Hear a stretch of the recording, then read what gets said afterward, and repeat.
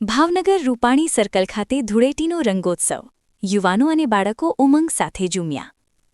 ભાવનગર શહેરના રૂપાણી સર્કલ ખાતે આજે ધૂળેટી પર્વની રંગબેરંગી અને ઉત્સાહભેર ઉજવણી કરવામાં આવી હતી.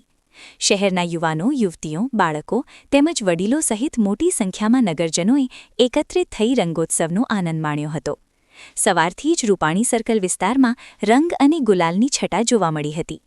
ડીજેના તાલ પર યુવાનો મન મૂકીને ઝૂમી ઉઠ્યા હતા, જ્યારે બાળકો રંગબેરંગી પિચકારીઓ સાથે એકબીજાને રંગતા નજરે પડ્યા હતા.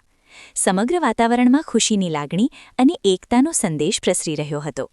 સ્થળ પર સલામતીની દૃષ્ટિએ પૂરતી વ્યવસ્થા રાખવામાં આવી હતી, જેથી કોઈ અનિચ્છનીય બનાવ ન બને. નગરજનોએ પણ શાંતિપૂર્ણ રીતે પર્વની ઉજવણી કરી હતી.